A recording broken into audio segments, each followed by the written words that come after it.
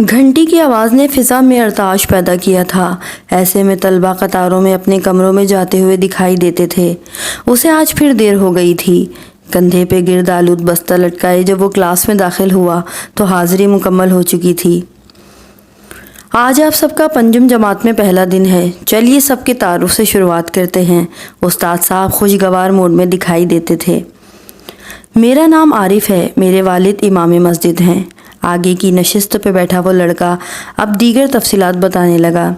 لڑکے اٹھتے جاتے اور اپنا تعارف کرواتے، ایسے میں وہ اس منظر سے بیزار دکھائی دیتا تھا۔ میرا نام طاہر سلطان ہے، میں درجہ چہارم میں تیسری پوزیشن حاصل کر چکا ہوں۔ وہ کچھ سوچ کر بول رہا تھا۔ اور آپ کے والد کیا کرتے ہیں؟ استاد صاحب نے پوچھا۔ وہ ایک لمحے کے لیے ٹھٹکا، فضا میں دھند سے چھانے لگی اور اس کے سامنے کا منظر بدلنے لگا۔ ابا تو یہ کام چھوڑ کیوں نہیں دیتا؟ وہ چہرے پر ڈھیروں بیزاری سجائے آج پھر وہی بات کہہ رہا تھا۔ سلطان احمد مسکرایا۔ کیسے چھوڑ دوں بیٹا، یہ ہمارا جدی پشتی کام ہے۔ اس کی مسکراہٹ ہنوز قائم تھی۔ مجھے شرم آتی ہے کسی کو بتاتے ہوئے کہ میرا ابا، وہ وہیں رک گیا۔ یہی کہ میرا ابا کباڑیے کا کام کرتا ہے۔ مسکراہٹ ابھی بھی لبوں سے چپکی ہوئی تھی۔ بیٹا میں کباڑیا، میرا باپ کباڑیا، میرا دادا کباڑیا، اس کام سے ہماری روزی چلتی ہے۔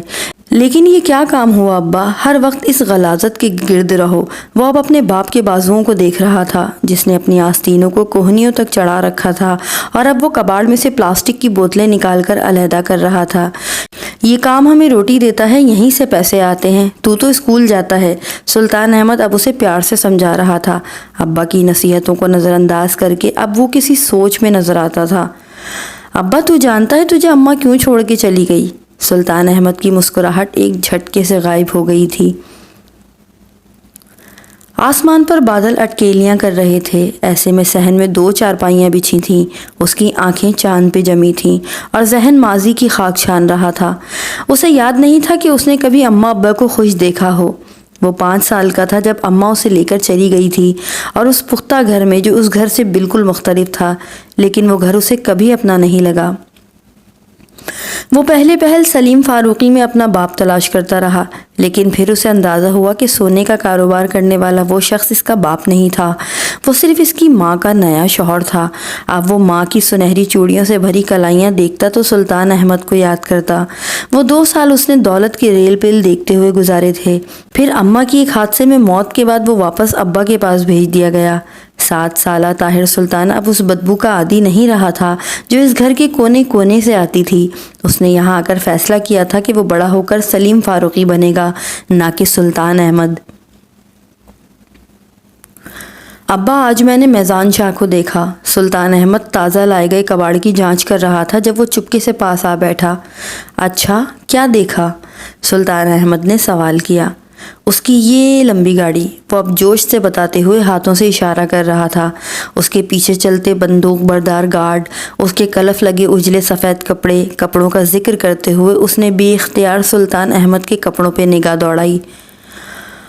اور تو نے یہ نہیں دیکھا کہ اس نے کیا قہر ڈھایا؟ سلطان احمد کو دھوائیاں دیتی وہ بیوہ یاد آئی جس کی زمین پر میزان شاہ نے قبضہ جمایا تھا۔ ابا جس کی لاٹھی اس کی بھینس، دنیا کا یہی اصول ہے۔ سلطان احمد حیران ہوا۔ بیٹا ہم کباڑ کا کام کرتے ہیں، کباڑیے کہلاتے ہیں، لیکن کسی کا نقصان نہیں کرتے۔ انسان وہ ہے جو دوسروں کے کام آئے۔ تو نے میزان شاہ کے اجلے سفید کپڑے دیکھے ہیں، اس کے اندر چھپی کالک نہیں دیکھی۔ من پلیتی سے پاک ہونا چاہیے، تن کا کیا ہے؟ سلطان احمد اور بھی بہت کچھ بولتا جا رہا تھا، مگر اس کے دماغ میں صرف ایک منظر تھا، لمبی گاڑی سے سفید اجلے کپڑوں میں اترتا سلطان طاہر۔ سورج آسمان پہ پوری آب و تاب سے چمک رہا تھا۔ ایسے میں پتھروں سے بنے بڑی حویلی کے اس پختہ راستے پر وہ گاڑی چلتی نظر آتی تھی۔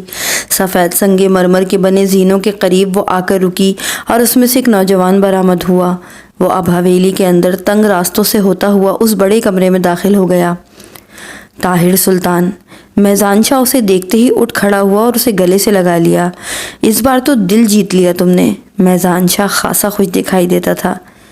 یہ آپ کا بھروسہ اور پیار ہے جس نے مجھے اس قابل بنایا سردار، وہ اس منظر میں پہلی بار بولا تھا۔ تم میرے بیٹے کی طرح ہو طاہر سلطان، میرے جانشین۔ سفید چونے سے ڈھکے اس مکان کے سامنے وسیع لان تھا جہاں ویل چیئر پر بیٹھا وہ بوڑھا شخص بے حس و حرکت دکھائی دیتا تھا۔ اس نے گاڑی گیٹ پر روکی اور چابی ملازم کے حوالے کرتے ہوئے دائیں جانب لان کی طرف آ گیا میرا بیٹا؟ سلطان احمد کی آواز میں واضح لڑکھڑاہٹ تھی۔ ہاں ابا، اب کی بار کام لمبا ہو گیا تھا، بس اسی لیے دیر ہو گئی۔ تو یہ کام چھوڑ کیوں نہیں دیتا؟ وقت نے باپ بیٹے کو کس موڑ پہ لا کھڑا کیا تھا؟ آج باپ وہی بات دہرا رہا تھا جسے کہتے کہتے طاہر سلطان کا سارا بچپن بیت گیا تھا۔ تو کیا کباڑیا بن جاؤں؟ وہی غلاست اٹھاتا پھروں جسے اٹھاتے اٹھاتے آپ کی عمر گزر گئی؟ وہ یہ سوال سن کر بھڑک اٹھا تھا جس کا جواب اس کا باپ ہر بار شفقت سے دیا کرتا تھا۔ بیٹا، غلاظت اٹھانا اس آگ سے بہت بہتر ہے جسے تو جمع کر رہا ہے۔ سلطان احمد کے لہجے کی نرمی آج بھی قائم تھی۔ میں نے تیرا نام طاہر رکھا تھا، پاک۔ تو نے خود کو آلودہ کر لیا۔ اب کی بار اس کے لہجے میں افسوس تھا۔ تمہارا نام بھی تو سلطان ہے نا ابا، تم کہاں کے سلطان ٹھہرے؟ اس کے لہجے میں طنز تھا۔ جو اپنی میں کو، اپنے نفس کو مار لیتا ہے، اپنی خواہش پر قابو پانا سیکھ جاتا ہے، وہی اصل سلطان ہے۔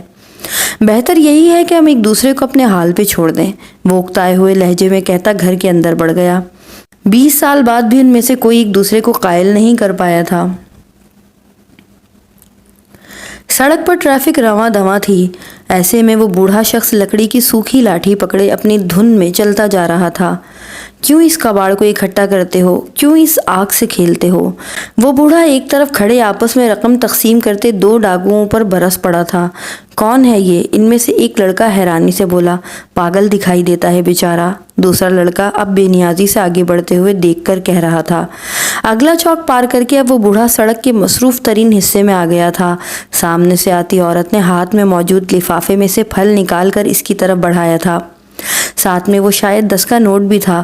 اس نے پھل کو بائیں ہاتھ میں تھامتے ہوئے نوٹ زمین پر پھینک دیا۔ کباڑ کباڑ، آگ آگ، وہ بڑبڑاتا ہوا بڑھتا جا رہا تھا۔ پھل کھاتے ہوئے وہ اچانک دائیں جانب مڑا اور پیچھے سے آتے ٹرک سے بری طرح ٹکرا گیا۔ زمین پر پڑے خون میں لت پت اس وجود کے گرد مجمع اکٹھا ہونے لگا۔ ترس کھاتے، ویڈیو بناتے، استغفار کرتے ہجوم میں سے ایک شخص اپنی چھوٹی چھوٹی نظریں بوڑھے وجود پر ڈالے ہوئے تھا۔ پھر اس کے ذہن سے جھماکا ہوا 15-16 برس پرانا اخبار کا تراشا جسے اس کی آنکھوں کے سامنے لہرایا تھا۔ علاقۂ غیر کے دہشت گردوں کے ساتھ غیر قانونی سرگرمیوں میں ملوث طاہر سلطان اور دیگر ساتھی گرفتار۔ اپنی آخری سانسیں لیتا وہ بوڑھا وجود دھیرے دھیرے بڑبڑا رہا تھا، میں کباڑیا ہوں، میں کباڑیا ہوں۔